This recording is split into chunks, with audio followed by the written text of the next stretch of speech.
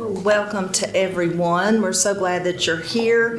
I think we're at the point of the day when some folks have been here for a while, some folks have just gotten here. So I want to welcome you on behalf of everyone that's been involved in putting on History Hootenanny. We have a number of partners. You'll meet folks in the auditorium space next to us that are sharing their stories and their resources. We're working with the Tennessee Theater today, with the Historic House Museums of Knoxville. We have the shuttles going, and if you don't have a program yet, please grab one, and that will tell you kind of the run of show for today. And we've been really excited to offer some mini lectures.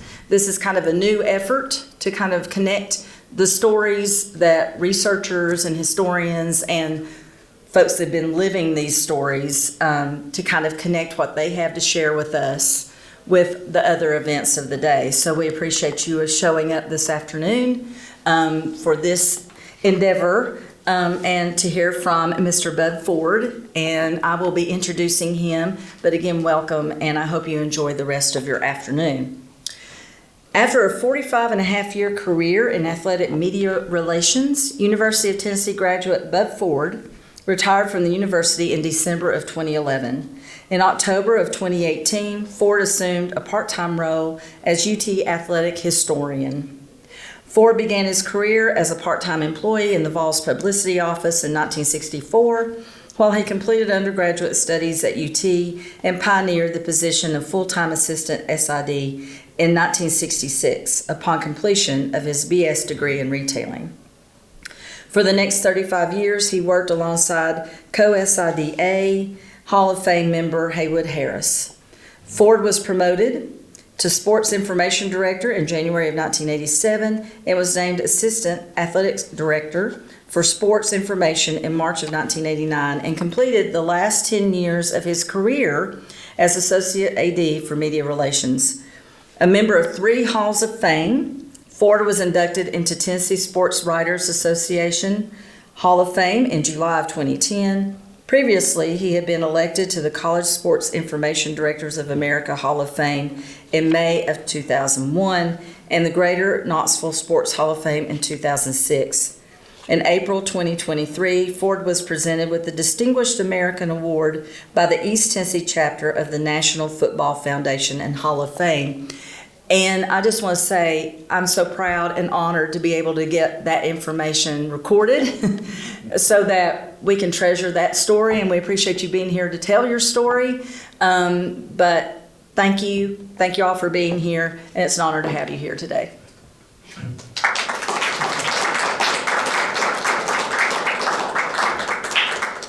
Well, as a good publicity man, she read it just like I wrote it, didn't she? No, not really. I had the great fortune of being in the athletic department for a long, long time. Certainly 1966 through basically still involved some today, historian-wise, and doing a lot of things. And I don't know if you had a chance to look at some of the baseball group here. They've done a nice job with their presentation, and they've asked me to kind of tie in a little bit about Tennessee baseball. I guess there's been a long heritage in Tennessee, in the University of Tennessee, with sports, with student sports, intramurals, and whatever.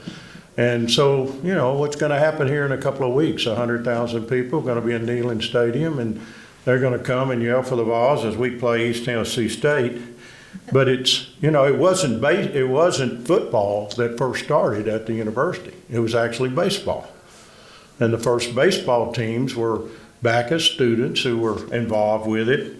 And back in the 1880s, Tennessee was 1794 when the university was founded, but back in the 1880s, baseball was the most popular sport. And so the students who were on those teams, who played, they were just regular students, and they were all involved. There wasn't a football team until 1891. There was no track and field during that time, and certainly basketball wasn't until 1909. So students were playing baseball, and that's part of where our heritage really began. And up and even till 1910, the most popular sport nationwide was baseball. It had more attendance, it had more participation, and football was coming on, and now we think football is the greatest of all, but everybody still says, what's baseball? America's pastime, right? And so the athletic department kind of grew a little bit with that, and those early teams, it was kind of interesting. One, there wasn't any listing of those teams until they had the first annual, which was in 1897. And from that point on, they had photographs of baseball teams that played. They didn't have any identification on who they were. And they had groups that were playing, sometimes individuals. The coaches were students and managers. There weren't any real coach of those teams early. And so what they were doing were playing, and they played at different places. They wore gold and white jerseys, though, according to the report of the annual, and they had that. And the players, they traveled by train. They tried out for the team every year. They paid their own expenses. They received, excuse me, I had a little bit of too much lake water this week, sorry. But anyway, they traveled by train, as I said, and they paid their own expenses.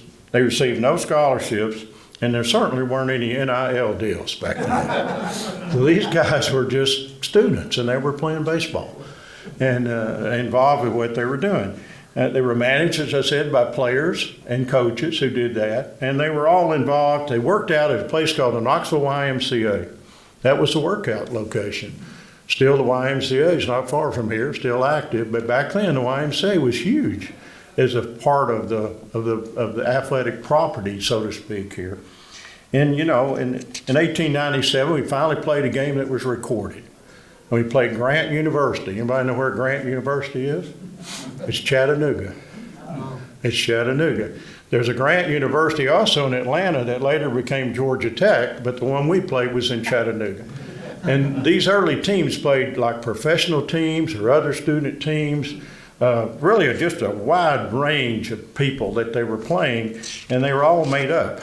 And in fact, some of the early names that we know who played ball came from 1892 and on, but the official records weren't started really until 1920 with the semblance of the Southern Conference. Tennessee entered the Southern Conference, and from that point on, they started doing some records, a little bit record keeping. Now, I look back and along with some other students, and we went back and researched through newspapers, and we found scores of those games in early teams, but you couldn't find any statistics until about the 1920s. And that's kind of where we are today. First games were played at a place called Baldwin Field. Anybody know where Baldwin Field might have been? Well, according to the records, it's at Lake Avenue. It's on Grand Avenue and Dale Avenue. Pretty much in that lower area there, probably where you've seen where Emerald Youth has some ball fields and soccer fields. At one time, Hackney had that area. It was somewhere in there, and that's where they played their earlier games. There wasn't any on-campus place to play at that time. In fact, it wasn't until they started Waite Field in 1909. Now, Waite Field was at the corner of 15th Street and what is Philip Fulmer Way. Waite Field was right across from the Student Center, and that was the first on-campus field. And that field, Waite Field, is carved out of half of the hill, as you know what I'm talking about. There's a flat area, there's a couple of buildings there now. For a long, long time, there was a couple of tennis courts there when I was in school in '62. But that area was called Waite Field. And so that field had baseball on it, had football practice on it, had military drills on it, the band practiced on it, but that was the first field that we played on campus. And then in 1921, we built Shields-Watkins Field. And in fact, the first game to be played on Shields-Watkins Field was a baseball game. Tennessee played Cincinnati, and they had about the largest crowd ever to watch a Tennessee baseball game was on Shields-Watkins Field. Now, the Gerald was coming in about that time for General Neyland. Obviously, our football stadium was expanding. 21, we had the west side. 26, we go to the east side. And by 1948, we made a U shape out of it. Well, it became difficult to play baseball there, so the baseball team, which had periods of time when they weren't playing. In fact, from 1932 to 38, there wasn't a Tennessee baseball team.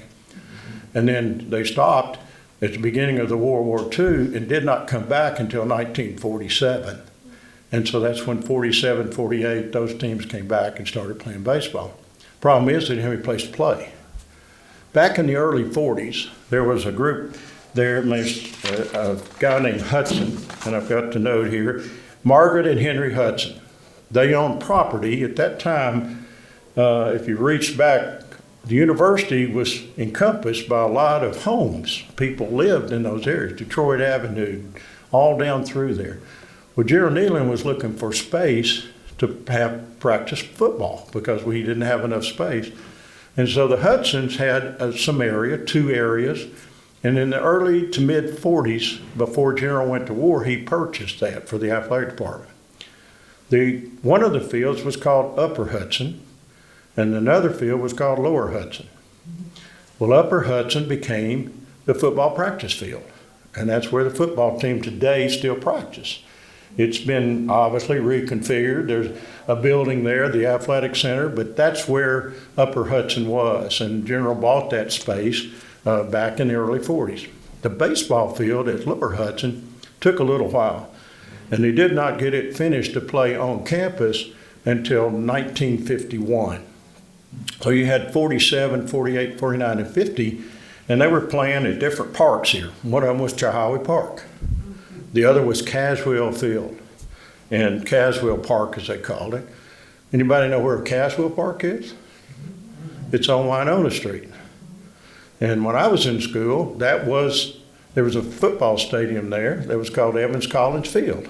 And if you went to west or south or east, we didn't have a football field. So if we played a game, we went to Evans Collins Field to play. But there's always been baseball and softball fields in that area, and they've really fixed it up now.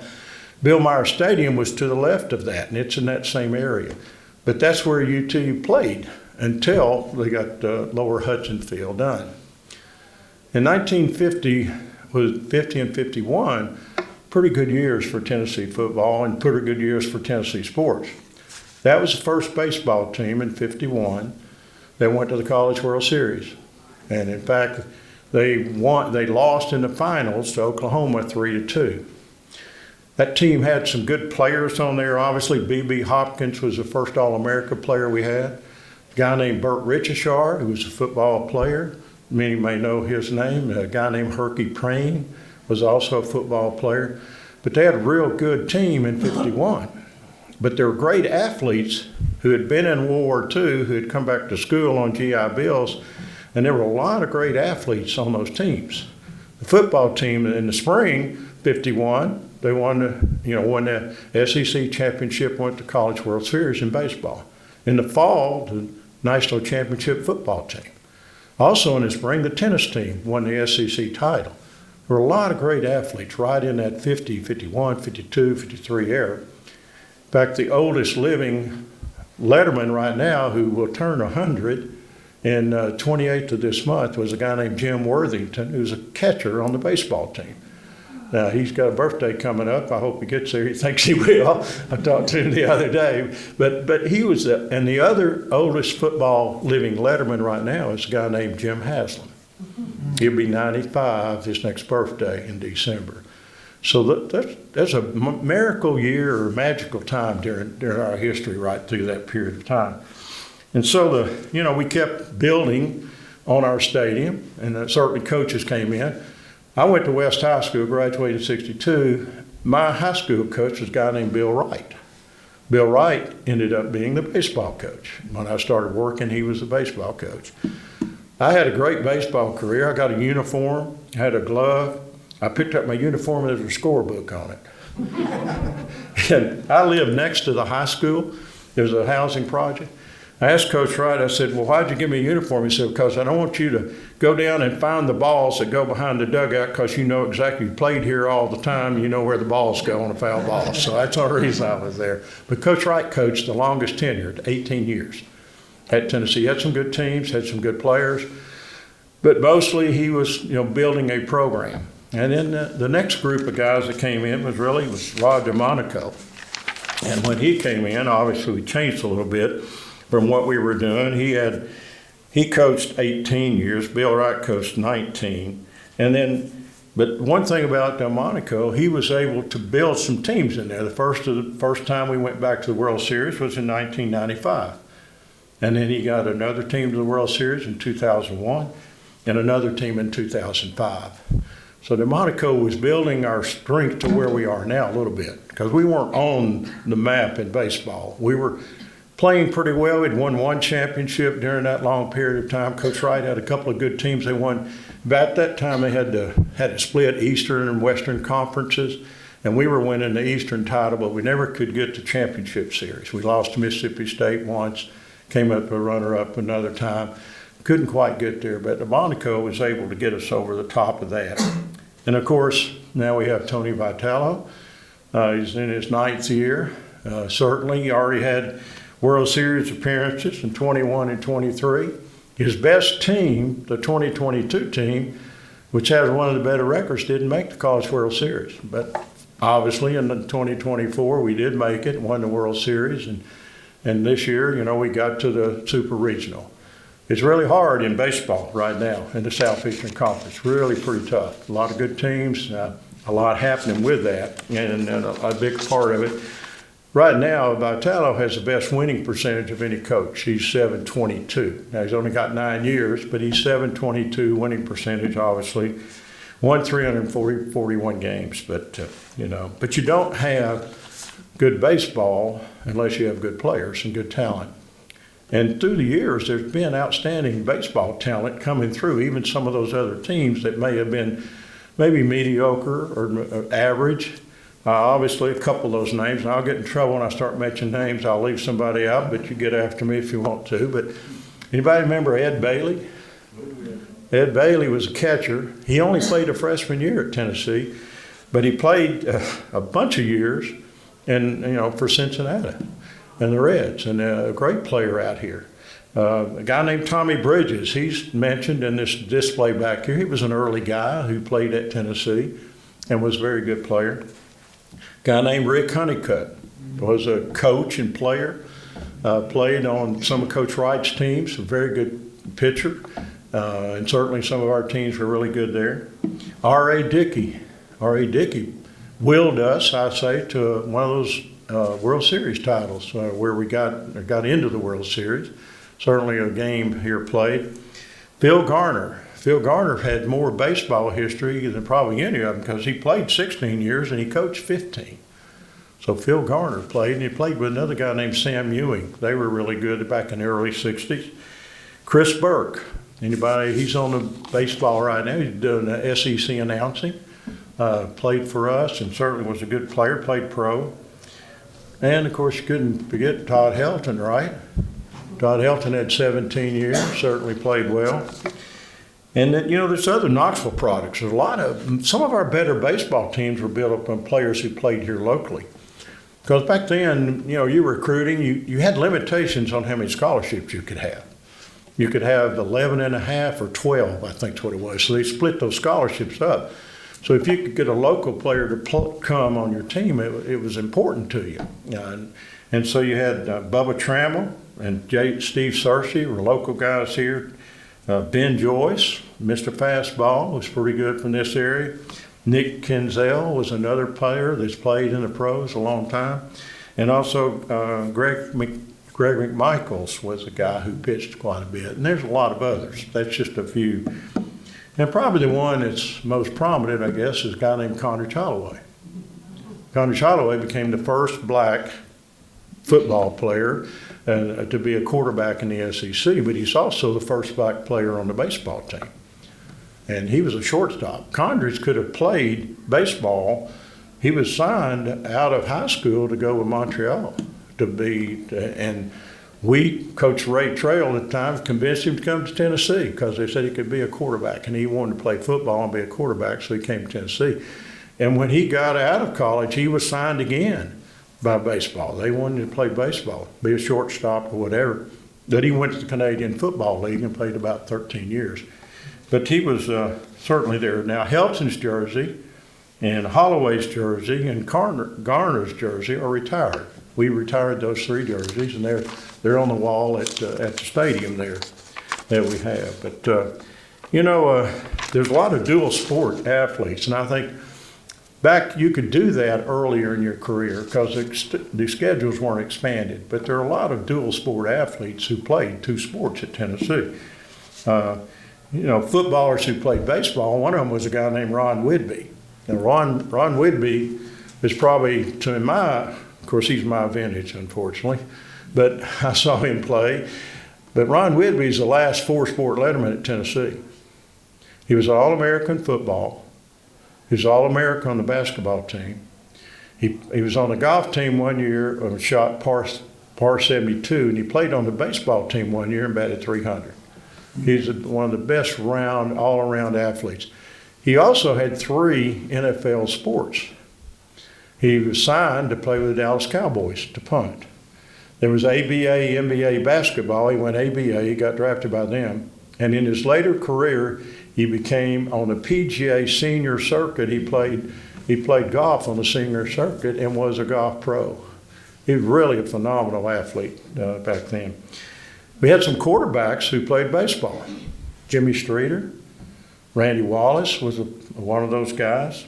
Alan Cockrell. Those 3 were, kind of like Condrich, good quarterbacks, but they also played baseball. Because in high school, you played all sports a lot of times. And so basketball players, a guy named Rodney Woods was a real good baseball player, and he was a point guard for Coach Mears for a number of years.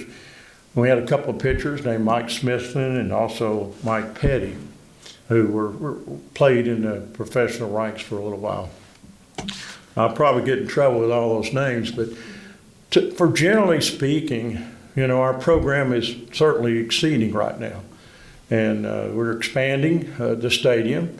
I mentioned that Lower Hudson Field, as it was called, then became Lindsey Nelson Stadium, and now we're enlarging that stadium as we go on. It's taken a pretty good while because they're expanding it over, they're closing a street and they're expanding over there, but we're going to be, we were at about 6,300, and I think, not sure what that number is going to be because they hadn't finished it yet, but they're building more on the stadium. What town has 2, we're going to have a premier collegiate baseball stadium, without a question. We're going to be on par with anybody in the SEC. But what town now has 2 premier stadiums 2 miles apart playing baseball? Because the Smoky Stadium is really nice. I don't know if you've had a chance to be there. It's a nice facility. So you got 2 of the better baseball facilities right here within 2 miles of each other, 2.5. And so I think that's good for the community and what we're doing there. But as we expand it. But, the mix of it is there. The one thing about Tennessee sports that I've always known, we can have football, and football will always be the king, most likely. But it never affects how good your other sports can be. We can have as good a basketball as we want to have. We can have as good a baseball as we want to have. We've always been strong across the board. Women's basketball, look at those championships. So we've been across the board very, very strong. This year on what they do, a poll called I guess it's governor's poll about where they talk about where the schools are around the nation, where you rank in all the sports. We've been in the top 5, top 10 with that. And so we have a well-rounded overall program, and baseball certainly has picked it up and done what they've done. But that's kind of some thoughts I had. I don't know if you got any questions. I'll try to answer them, but I know one thing, as a historian, you may not remember it, but I brought my media guide just in case you try to cross me up. I'll try to figure it out. I'll look it up, okay?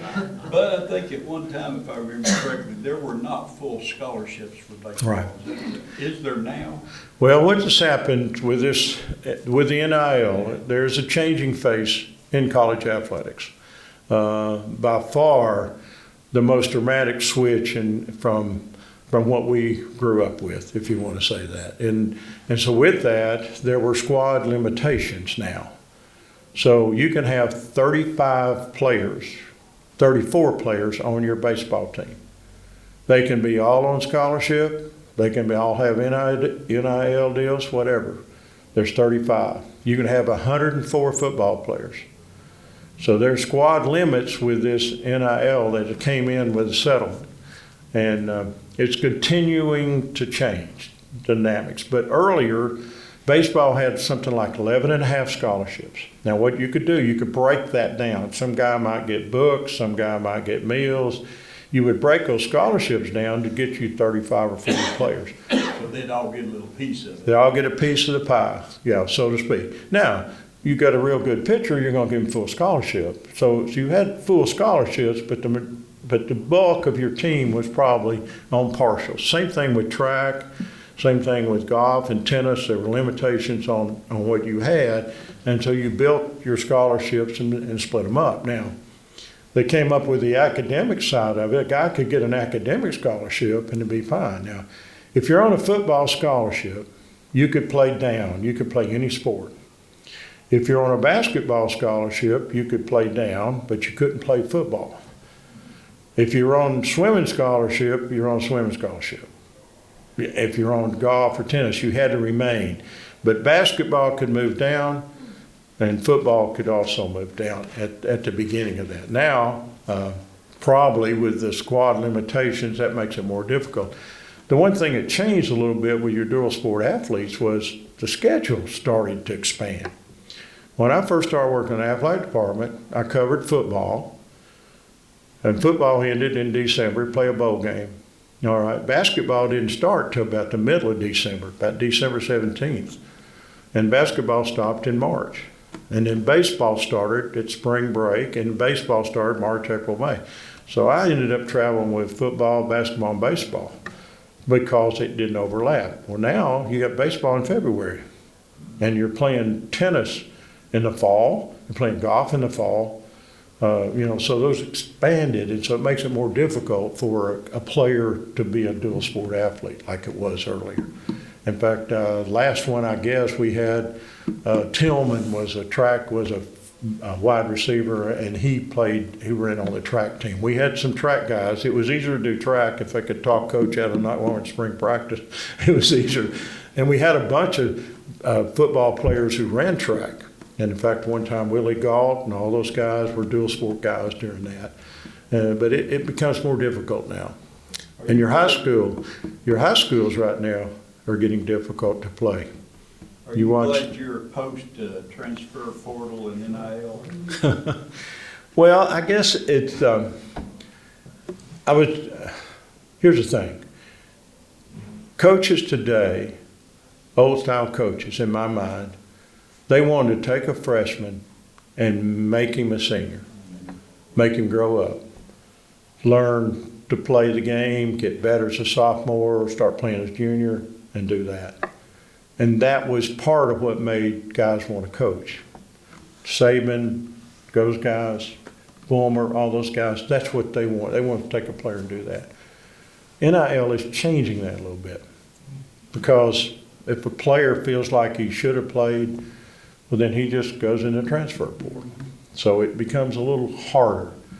And the next thing is it makes it difficult in SID because you don't know what your roster's going to be.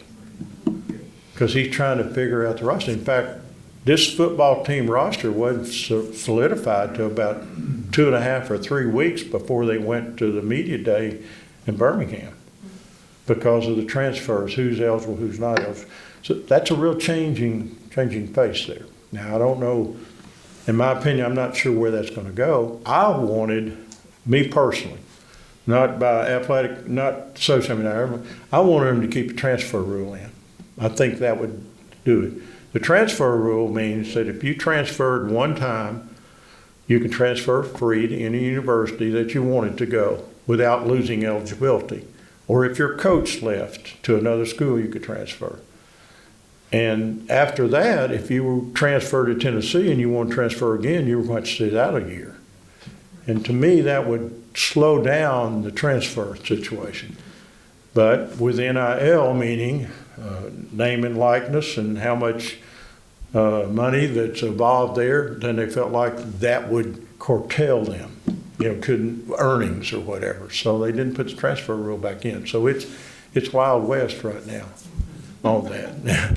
It is, and no one knows the solution, but somewhere along the line there's going to have to be some control. I don't know where that would be, but obviously it has to come or it's going to be way out of sight. Pretty soon the players are going to be controlling the coaches. if that happens, Tennessee had some situations this year, and they're going to show up, and other schools are too. And it's just where we are. It changes. The one thing I've always thought that when I was 17, 18, I started at the University of Tennessee. I didn't know anything. And when I finally got out, I felt like I was a little bit better on how to use my time, what I should do, what I wanted to do, and ready to be a citizen, hopefully. And I think with the way this situation is happening, I hope that we're building some character in our players in all our sports to make them good citizens when they leave. And that's a challenge right now because there's a lot of money out there and they're making a lot of decisions based on now and what might be the future. That's just my thoughts, so don't hold me to that. That's just some thoughts I have. Anybody have any other questions? Yes, sir. When did UT start giving out athletic scholarships? Well, let's see. I think General Neyland had scholarships earlier. The NCAA instituted that. And obviously there's still scholarships given because the university's paying the fees and everything for every student now. But I don't know the exact date. I know that when I came in, there used to be scholarship limits. Like you could only have 40 football scholarships in the 60s. You couldn't have unlimited scholarships. And each school, like I said, baseball had 11, so that was a controlling factor. But that's a good question. I don't know when they first started giving them. But I'm sure it had to be right after the war, right in that area. Now, one thing that happened after the war, a lot of the guys who were playing had been in the military in World War II. So when they came back, they were on GI Bill. And so they went to school on a GI Bill, which was like a scholarship. And in fact, my father was killed in World War II. When I went to the University of Tennessee, I was on a GI Bill. I was on his bill, and that paid $109 a month. That's a lot of money in the 60s. You know what tuition was when I started? $75 a quarter. That's what tuition was in 1962, $75 a quarter. And obviously it's changed quite a bit, but there's a lot of scholarships out there. That was cool. Yes? I know the general pitched at West Point, and of course he was involved in baseball, being the athletic director. Did he ever help coach the team or anything like that? No, he was always interested in it. A lot of times there was a period of time, George Caffigo, who was assistant football coach at one time, coached baseball. And in the before the war, but in the 30s and 40s, one of the coaches who was on football was either the baseball coach too. So they had dual sports, and basketball likewise. General didn't do that. General was an excellent athlete though. He was a boxer. In fact, Tennessee had boxing from 1934 until 1940. And boxing was a Southeastern Conference sport. And after the war, it was not continued. We also had wrestling. Both of those sports were there because, where they were putting in them, they were putting the football players for winter workouts. A football player had to either box or be on the wrestling team at that time, right before the war. Anyway, so. But, I knew he'd go to baseball practice because I heard him say that. I never met the general. The only guy I met that knew the general was Gus Manning. And he could tell you a bunch of stories. And so he had some good ones. And I was fortunate in my career to be with Haywood Harris and Gus Manning. Those were the guys. I was a young guy. I was Gus Manning's paper boy. He said I wasn't a very good one, and his dog bit me one time. But that's my claim to fame. If I have any, it was Gus Manning. Gus died at 99. And Haywood, who was my boss for a long, long time, he died. He was 80. But those two guys have passed, and that's my lineage, so to speak. From that point in time, I'm the last guy standing, I guess, that worked in the athletic department. I ended up working 54 years, and loved every minute of it. Do it again if I could. All right, I didn't mean to bore you. I hope it's interesting. They got some nice exhibits here. Appreciate your attention, and hope you'll have a good day.